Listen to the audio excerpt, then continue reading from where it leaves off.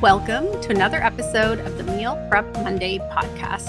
I'm your host and founder of Prep Dish, Allison Schaaf. Today, I have an episode that is very seasonally appropriate. If you are in the southern part of the United States, I'm in Texas. It's been a very hot summer, and so I'm actually doing a two-part series that's featured around the topic of ice. Today, I'm talking specifically about iced tea and my 3 tips for having a really nice, satisfying iced tea. Before I get into the episode, though, I do want to share that if you have not tried our time-saving meal prep meal plans, there's a really easy way to get your hands on just 1 week. So you can text the number 33777, and then in the message, you're going to put meal prep, all one word, and it'll walk you through instructions for just getting that 1 week meal plan.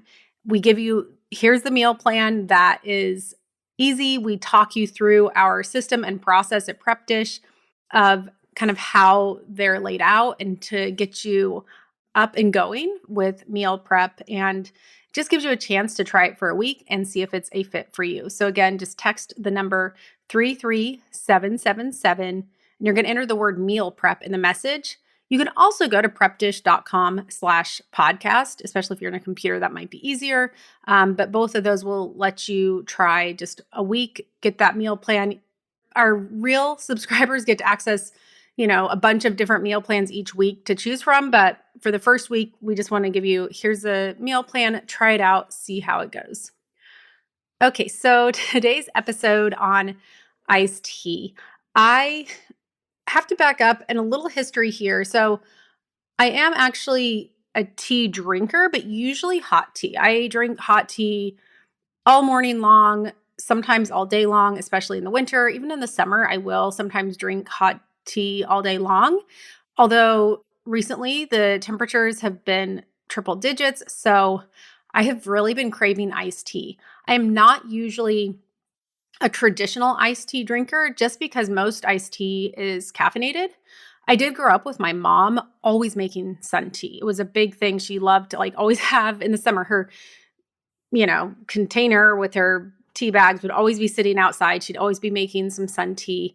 I know here in Texas and more just kind of further south, there's, the sweet iced tea is a big thing. It's never been something I've really enjoyed, but a lot of it's because I just can't have caffeine that, later in the day. And I don't crave iced tea in the morning. It's more in the afternoon.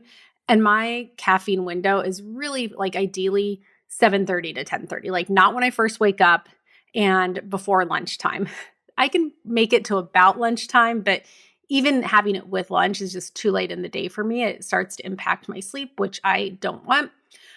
So as it was getting hotter, I've made iced tea out of some of my herbal teas before, but it's kind of just been a one-off thing.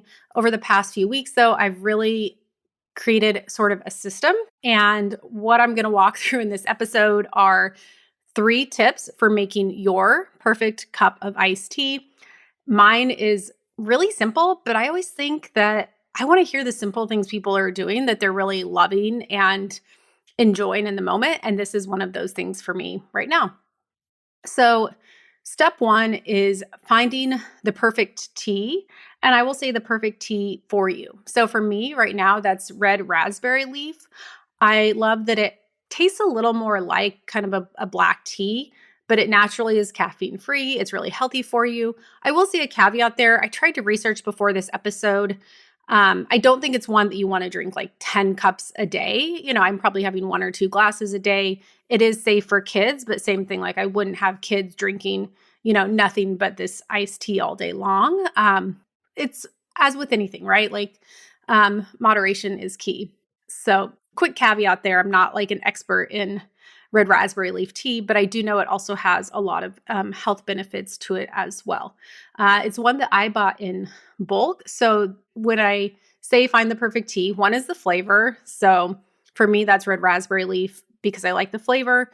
Figure out if you want caffeine free or caffeinated. Me, it's caffeine free all the way, which is usually herbal. And herbal teas really make delicious iced teas. There's a hibiscus tea that's really good iced as well. And then I like to Also just like play around with other, sometimes herbal blends. I don't think of icing them, but they can be really, like herbal blends can be really good iced. And I learned this mainly. So my friend Rachel has a tea company. It's called Sipley. I want to say Sip Sipley because that's the website, and I can link it in the show notes. But she a lot of times will, if we ever have a party or something, she'll show up with a pitcher of iced tea. And I think it's her lavender mint tea that she always makes a big batch of and puts it on ice. And it's really a tasty, tasty one to have. So, playing around with different blends can be fun as well. And that brings me to, so the next tip is to find one that you can buy in bulk. So I brew loose leaf teas. You can do tea bags, but it's so much more cost efficient to do just like bulk loose leaf tea. Raspberry leaf tea is especially good because the bags I get this, there's a few sources I think that I've bought from where it's a big bag of organic loose leaf raspberry leaf tea. Sorry, that's a mouthful.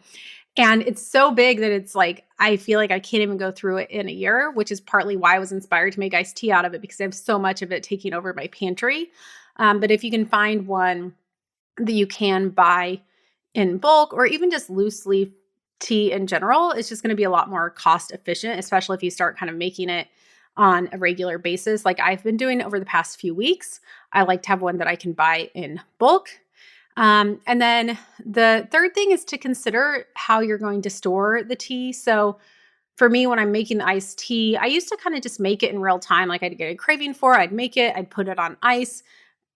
But then, you kind of have the one cup and I guess this is sort of a lesson in batching, which I didn't mean to go there, but it is a lesson in batching in terms of making enough so you can kind of have it for the week or even for the next few days. Like usually what I do is when I go and pour a glass and I'll brew some more to like add into the fridge. And in terms of storage, you can get a nice pitcher, but the thing that I find that I really like is to have something with a lid just so that it's a little safer to put in the fridge and not have to worry about spills.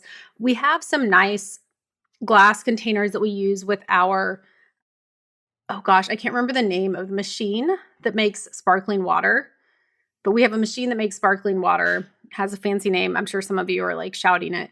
And we bought some glass bottles to make that with. So I've used those. The other thing that I found that is really nice for storing this iced tea is there is a rosé that I buy. It's called like Cotes de Roses. I might be pronouncing that wrong, but it's like a French rosé. And it's got this, I buy it because it's got this beautiful bottle. It's also a good wine, but the bottle itself is so beautiful and it's got a glass lid. And so I save that and use that to store my tea in. Although you have to be careful because it does sort of look like rosé because this raspberry leaf tea, it's not really pink, but it looks like it could be like a really dark rosé, but I just, know that it's in there and that it's not. But saving those bottles, and you probably have, it's a really popular rosé. They actually sell it at Costco and it's a really good deal if you buy it there. So when I go to Costco, I'll sometimes pick up a few bottles because like I said, when you go to a party or like a girls' night, it's a nice one to bring because the bottle is so memorable and beautiful and the wine itself is good. So I've been storing my raspberry leaf tea in this beautiful, rosé bottles that also makes it feel more special. So that's my other little tip there is see if you can find like a nice storage bottle for it as well. And yeah, then I guess my method itself is just brewing the tea.